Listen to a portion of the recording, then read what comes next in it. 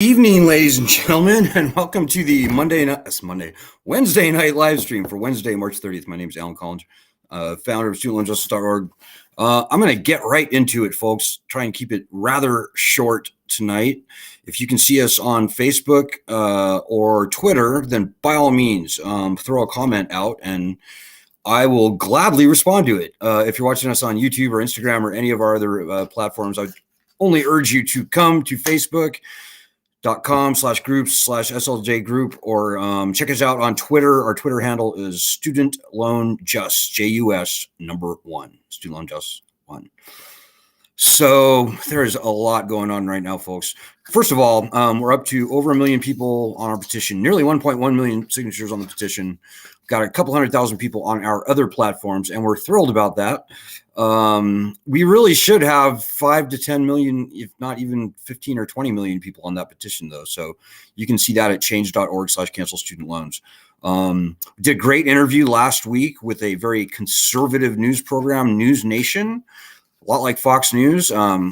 They hit us with all the tough questions again and again and again. So if you go to newsnationnow.com and search for, I don't know, student loans or something, you can find our interview and you can see how to answer the tough questions. I think we did a pretty swell job.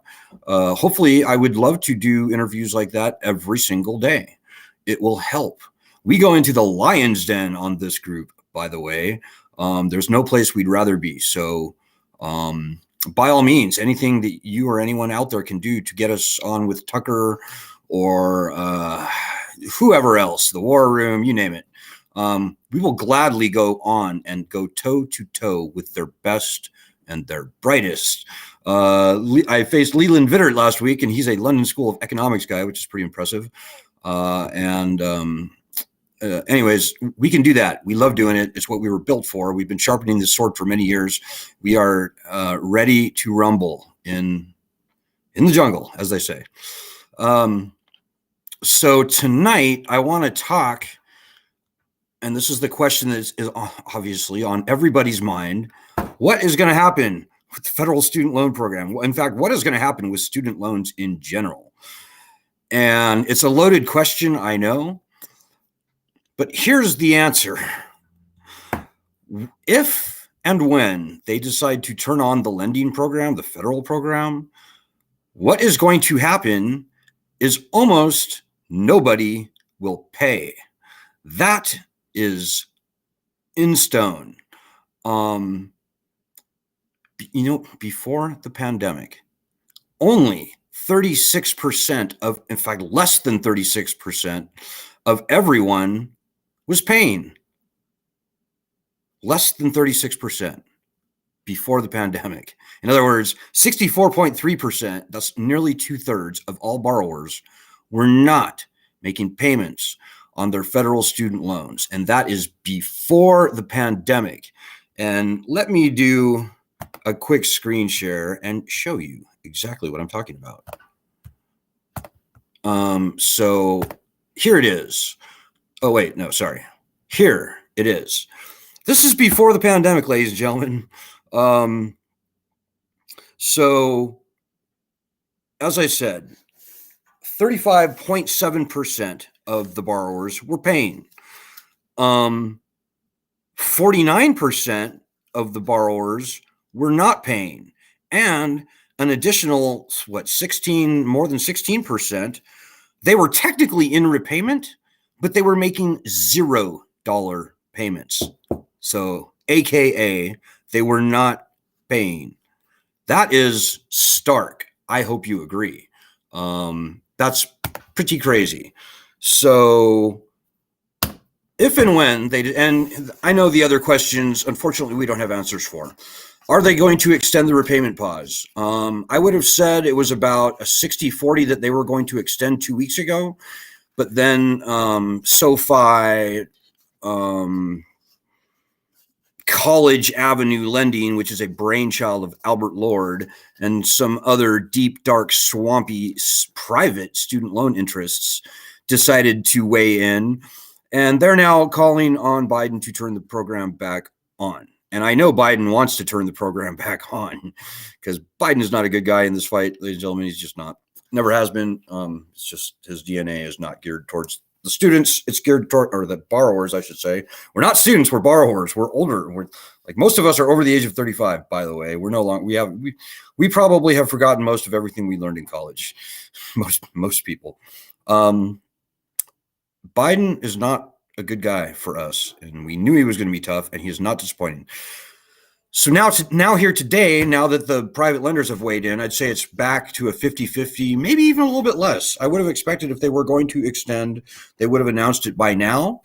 But we'll see. I still give it about a 50-50, and I would hope, think, and expect that we will know one way or the other by the end of next week. So we'll see on that one. And so many other questions.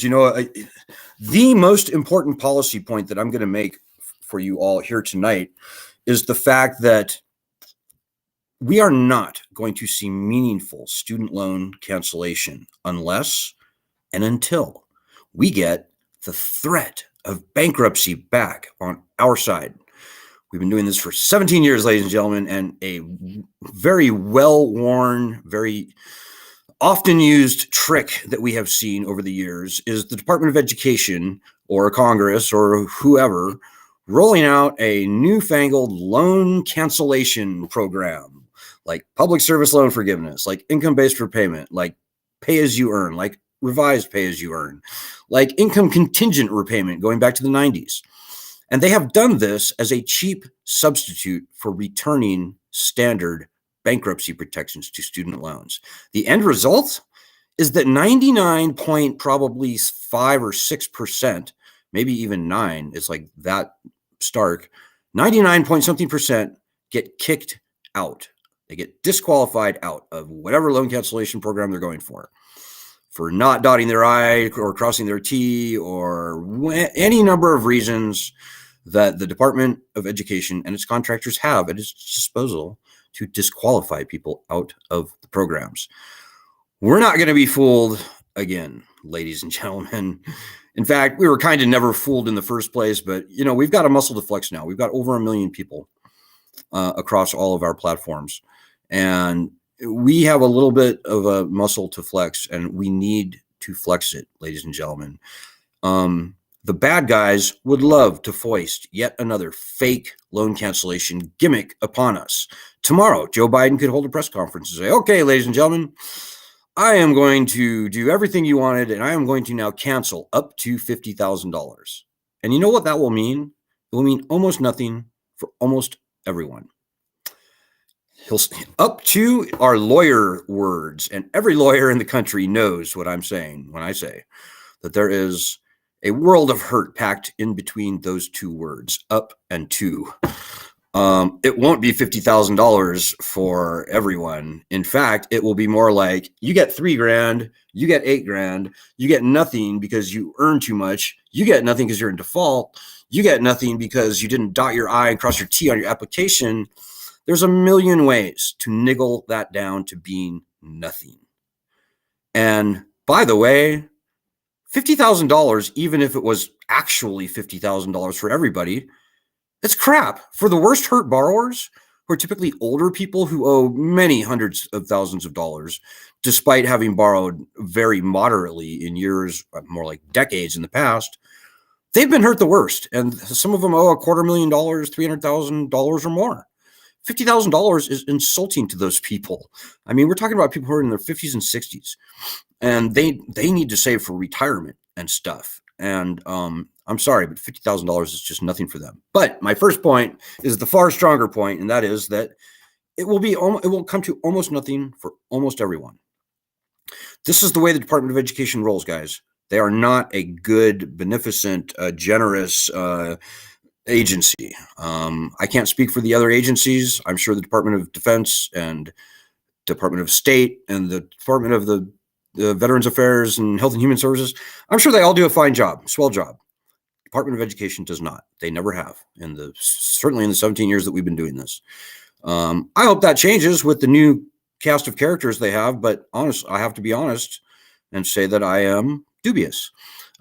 James Qual, who we this group have known and been friendly with for years, is a good guy. Richard Cordray is not a bad guy.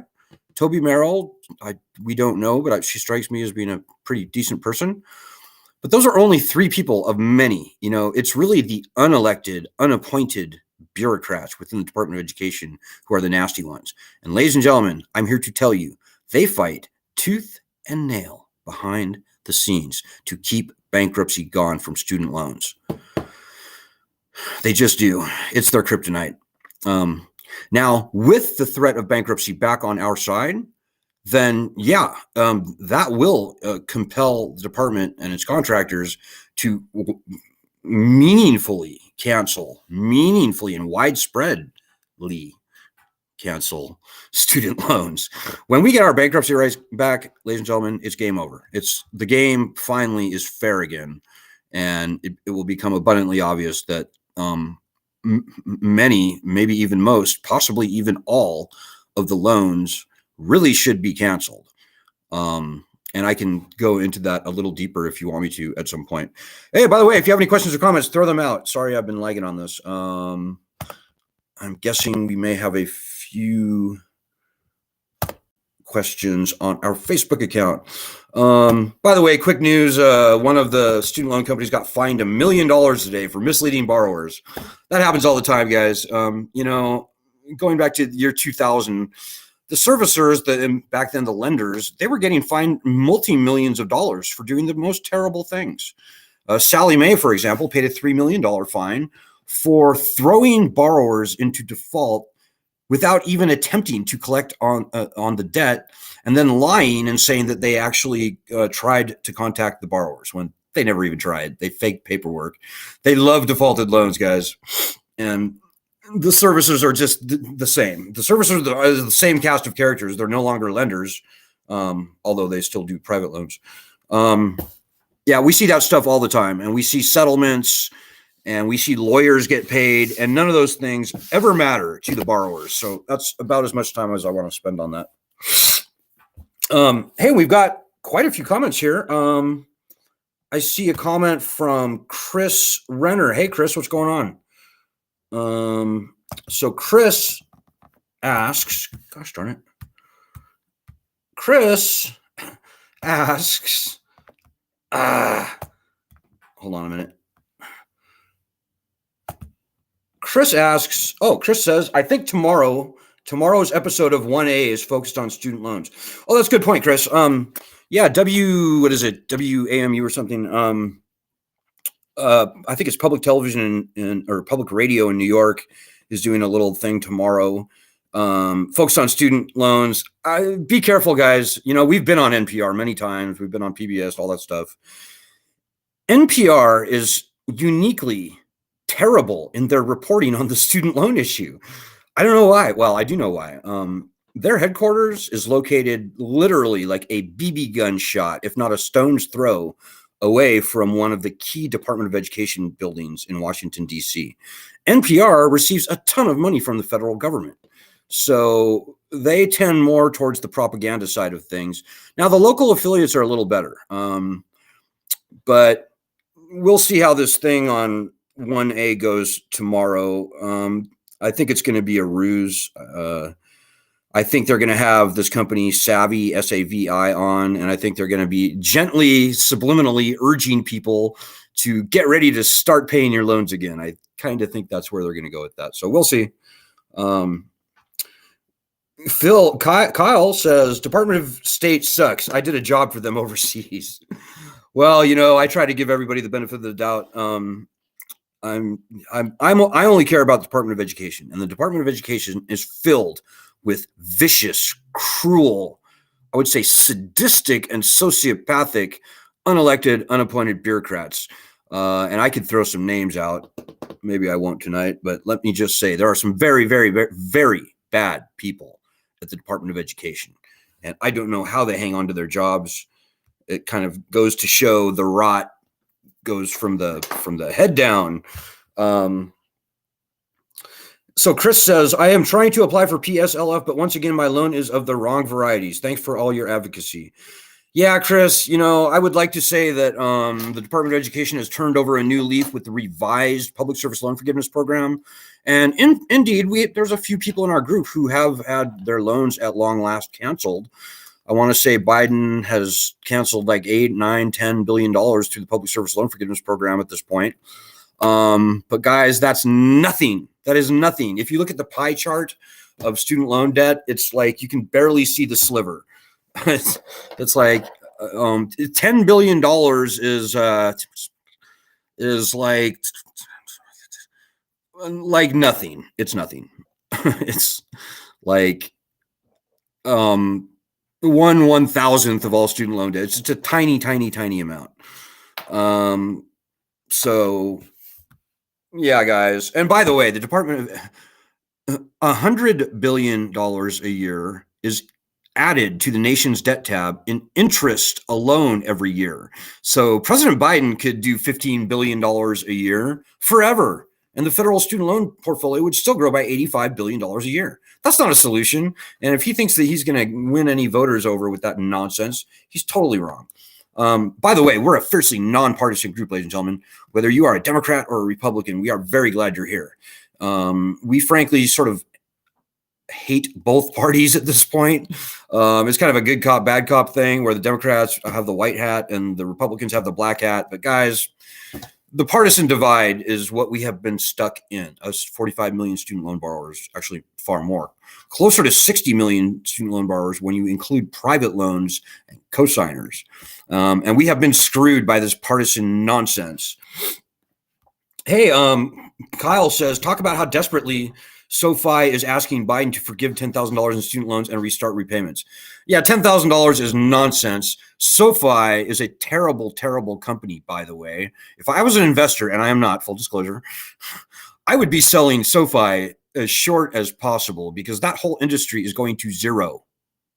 It's going to zero, ladies and gentlemen. As I said, only 35% of everybody was paying before the pandemic. 2/3 were not.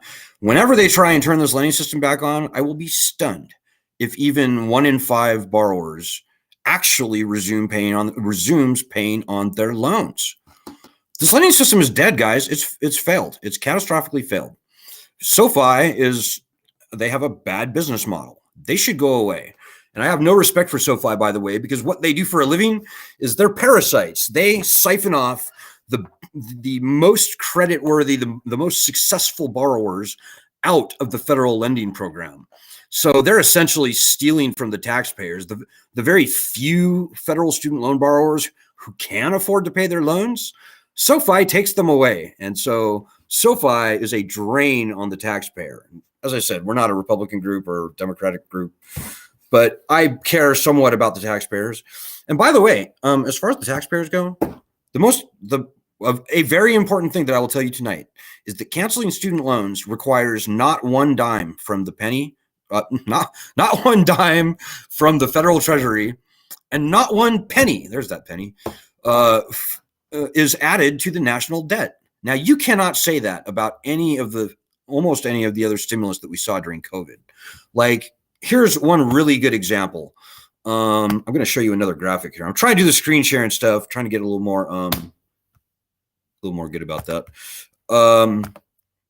So let's look at, that's my last slide, PPP loans. They're saying canceling student loans will benefit the wealthy. It's regressive. That's nonsense. 100% of all student loan borrowers were determined to be financially needy as a precondition for getting the loans. But even after getting the loans, we see that that the vast majority of student loans are held by the bottom 80% income bracket, not the top 20%. Top 20% hold 30% of the loans. Okay, there is that. But I'll talk about that in a minute. But let's look at PPP loans, shall we? We can see here from this slide that the bottom 80% earners for PPP loans only got 25% of that debt versus 75% went to the highest income bracket, the top 20%, for PPP loans. So, yeah, guys, anybody who says that canceling student loans will benefit the wealthy is completely and utterly full of shit.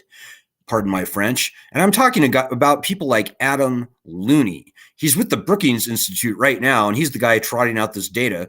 Even by Adam Looney's own numbers, canceling student loans will largely benefit the unwealthy. And I also add to that a bit and say, let you all know that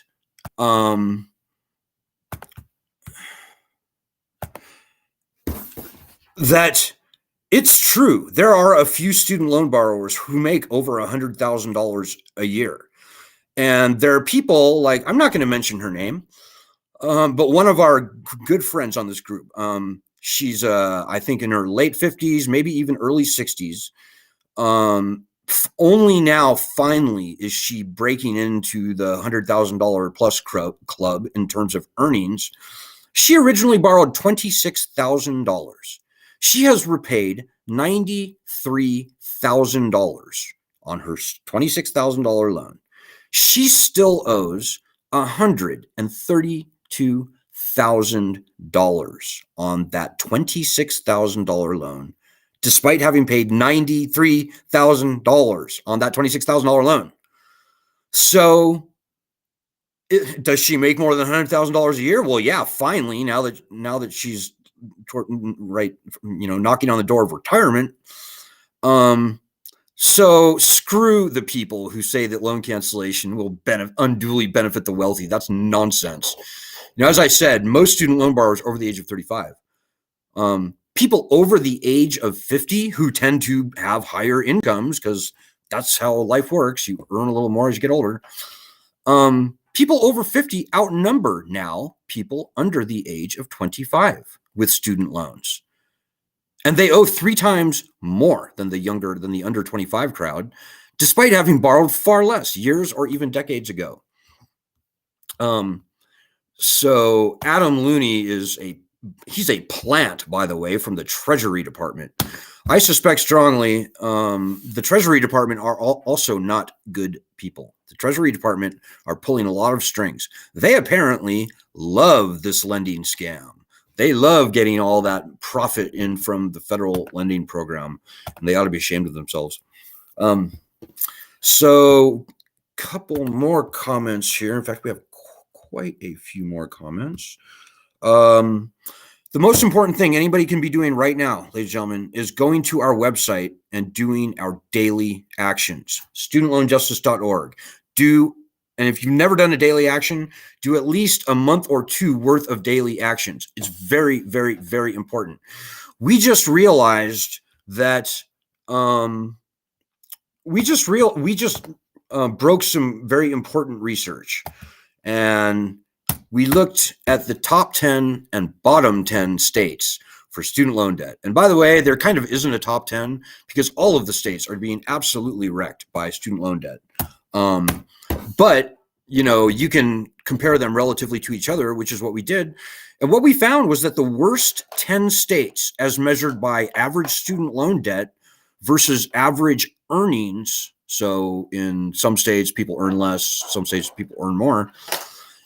If you look at that metric, the worst states are very clearly and very starkly all of the southern states. It's amazing. In fact, let me do, and I've already teased you with this a couple times tonight. Let me just show you the graphic here. Oops. Okay, I am screen sharing. And there it is. So I guess I'm sort of jumping ahead. First of all, the quote unquote best 10 states, as you can see, tend to be the coastal states, the East Coast, the West Coast. I'm kind of surprised Oregon's not on that list. Interestingly, Minnesota and North Dakota just happen to be on that list. The average borrowing is pretty low in both of those states. But anyways, you can see the best states. And in the best states, people on average owe roughly half, maybe 50 to 60% of their annual salary in student loan debt. The worst 10 states people owe roughly a full year of their salary in student loan debt. And that's on average, by the way, guys. A lot of people owe a lot more than 1 year's salary. Believe you me. In fact, I don't really trust the numbers, even though they are supposedly the gold standard from the Department of Education. I really don't believe that the average student loan debt load is $37,000. I really don't believe that only a few percent of the borrowers owe more than $100,000. I think the Department of Education is misreporting its loan portfolio.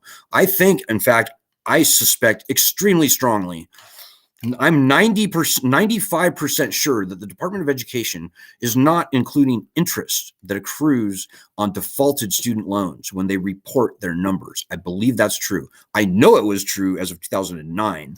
Unfortunately, and I have an email from a Department of Education employee that proves that, but it's buried on some hard drive somewhere from one of my old email accounts. It would be worth doing another FOIA to the department to get to the bottom of that question, but whatever, guys. Look at this graph, would you? Look at those worst 10 states. What is that telling you? And think about this too. What politicians tend to oppose us the most? They tend to be Republican politicians from states like North Carolina, South Carolina, Indiana. So, and I guess Indiana is maybe not on the map, but anyways, they tend to be Southern Republican senators and congressmen. It is terrible. It is ridiculous. Like Senator Kennedy of Louisiana, Senator Richard Burr of North Carolina is one of the worst. Why on earth are they fighting for this lending system? Why? Why is this even a partisan issue in the first place? Why are Republicans opposing us at all? And not all of them are. I mean, let's be clear. But our worst opponents are people like Virginia Fox from North Carolina. They are terrible. And their own states are being hurt worst in student loan debt. So one other action item I have for you right now, ladies and gentlemen, is if you go to our Medium channel, studentloanjustice.medium.com, you can see the white paper. It's the very top one. This is breaking news. We broke it 2 days ago. Get that white paper to some kind of Republican, some kind of conservative. Maybe it's Tucker Carlson on Fox News. Maybe it's your Republican senator. Maybe it's your Republican governor. Maybe it's your Republican congressman. I don't know. Come up with something smart and make it happen. And it will be just massively helpful for us. We are a fiercely nonpartisan, truly grassroots group, guys, which means that stuff only gets done when you out there make it happen. We don't have any kind of a budget. We don't have employees. We really have no formal legal structure. All we have are good, smart people, normal people like you and me. And how much you do means all of the difference. And right now is the most critical time in the existence of our group. The least that anybody out there can do is going to our website, studentloanjustice.org, and doing like a month or maybe even 2 months worth of our daily actions. Maybe you got to have a Twitter account. That's like 80% of the stuff. You got to have a phone, which is maybe 10% of the stuff. I might also urge people right now, as I'm thinking about it, we have a resist bot, which is very critical for passing our bill that is being marked up right now as we speak. And I hope to have some very big news about that either tomorrow or next week, knock on wood. This resist bot is geared towards getting that bill passed. What the bill does is returns bankruptcy protections to federal student loans, all federal loans, not just federally owned, all federal student loans. There's a 10-year waiting period, which is not ideal, but it is what it is. It's a very good bill, folks. It's looking very good. The chairman of the Judiciary Committee, Dick Durbin, is the sponsor of the bill. It's got juice behind it. The bill is going places, but we're not there yet. And our opposition is freaked out about this bill. And they are going to fight tooth and nail to kill this bill. And we cannot let them do that. And if ever you were going to do anything to fight for yourself, for the 45 million people in the country with student loans, for the tens of millions of people who are going to follow in our footsteps, and for hundreds of millions of people that have other types of loans that they could play this very same bankruptcy trick on, just like they did to student loans, then you would do a month or 2 months worth of our daily actions. Go to studentloanjustice.org, do our daily actions. But do our resist bot. Text sign PSQ VFQ to 50409. It's very simple. It's kind of fun. Some people tell me it's fun. Do that. It will help. It will help push our bill.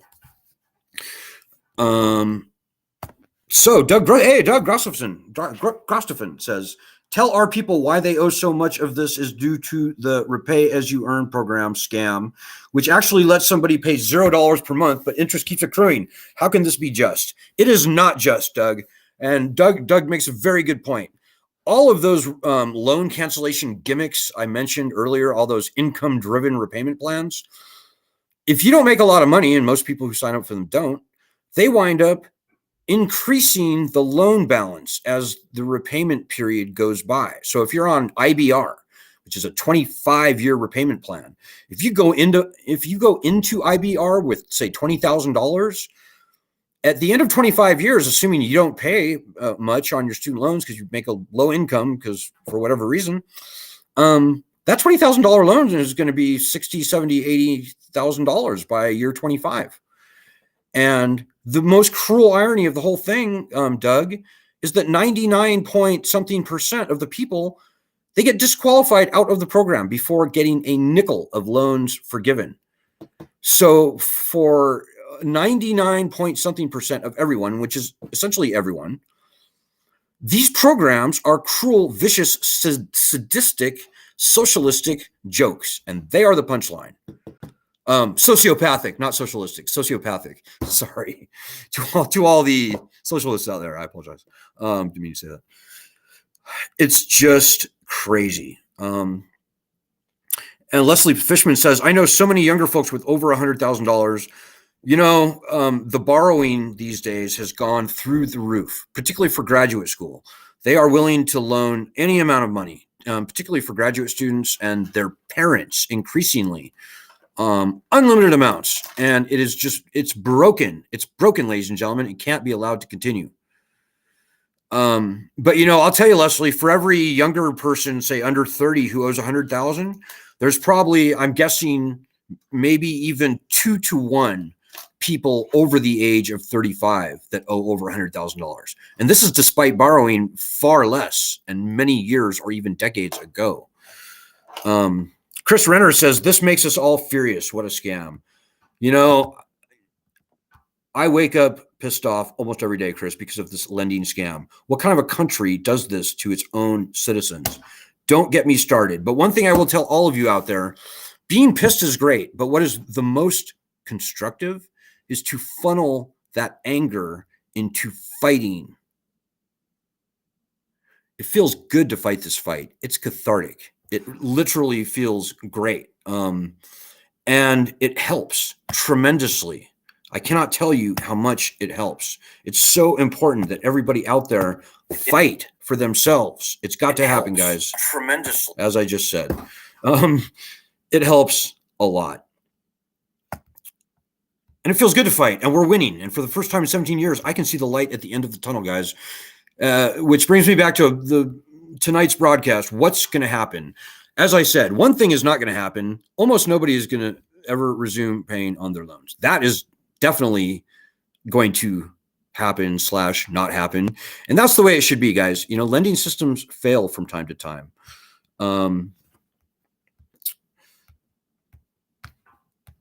So, hey, Kyle says, Alan, talk about how desperate SoFi is by telling Biden. Yeah, SoFi is desperate. It's a sign of desperation that SoFi and FinTech and College Avenue Lending, all those other bad people are now throwing these Hail Mary passes to people like Joe Biden and Ambassador Susan Rice, of all people. I don't know why she even cares about student loans. I think there's probably a lot more to that story. I think she's probably got some personal / financial, maybe even connections to the student loan industry. I don't know. It's disgusting. SoFi is a bit player. And if anybody wants to forward this to the CEO of SoFi, Anthony Nato, on Twitter or otherwise, Tony, it's done. It's done, buddy. The gig is up. The jig is up. The scam is over. Go find a new market to parasite on. SoFi is done. You better change your business model because your business model sucks. Federal student loans are going away, and there's nothing that you or I can do about that fact, Tony Nato.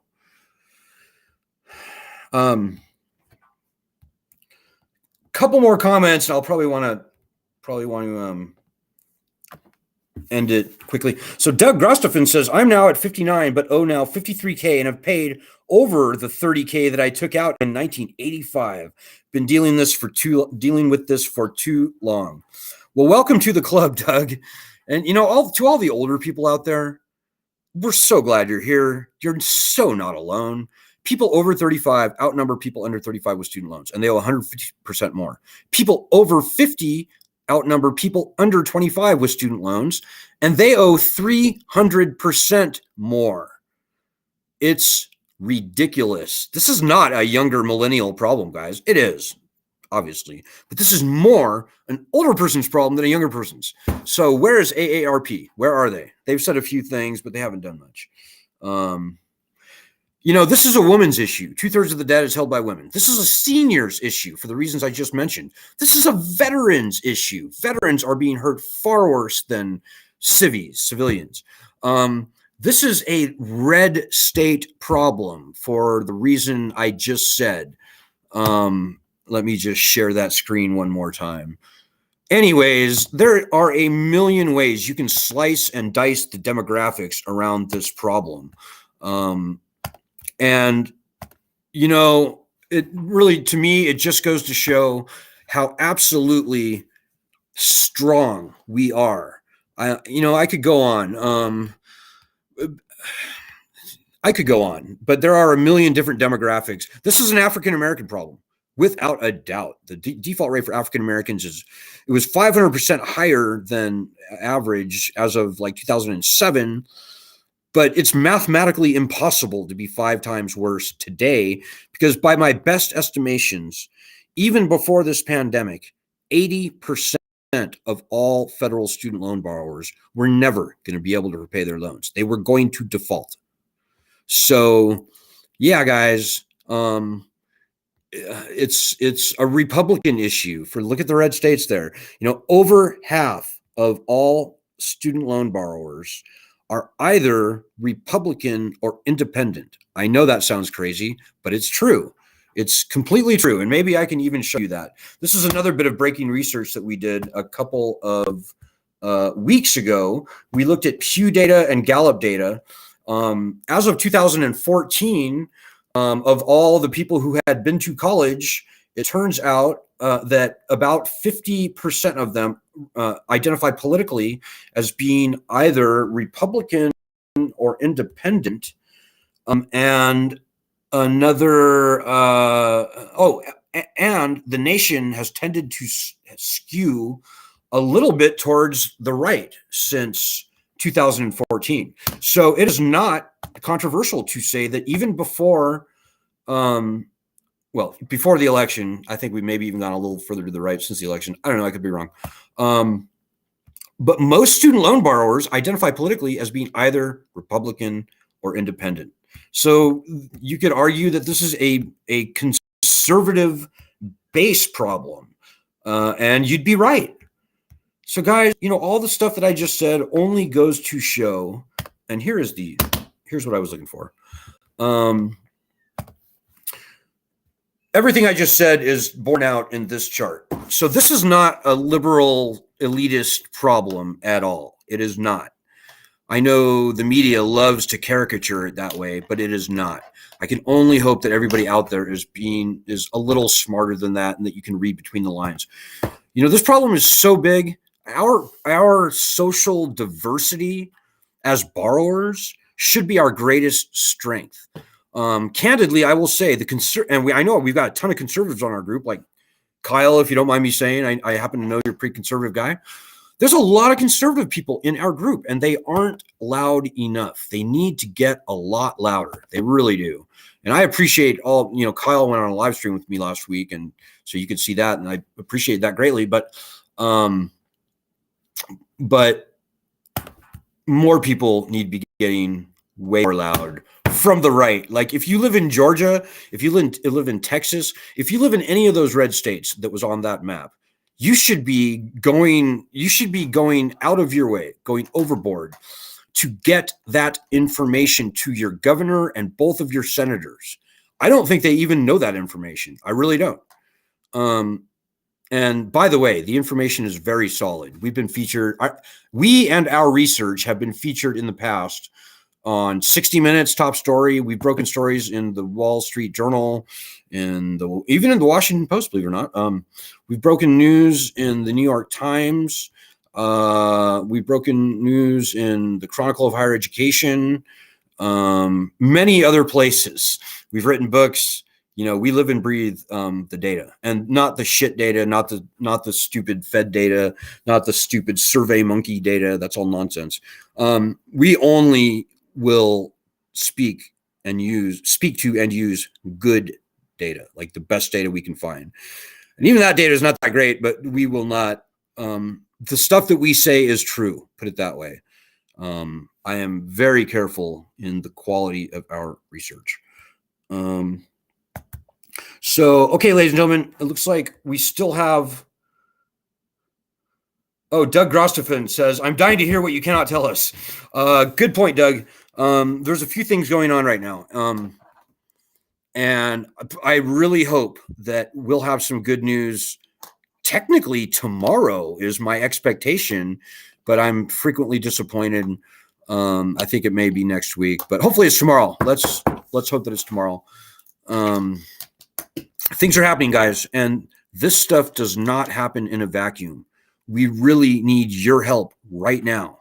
If you were ever going to get off your ass, and by the way, to Doug and Leslie and Kyle and many other people, like probably thousands of people on this group that are doing the work every day to spread the word and to solve this problem. They're badgering their senators and their governors and their Congress members.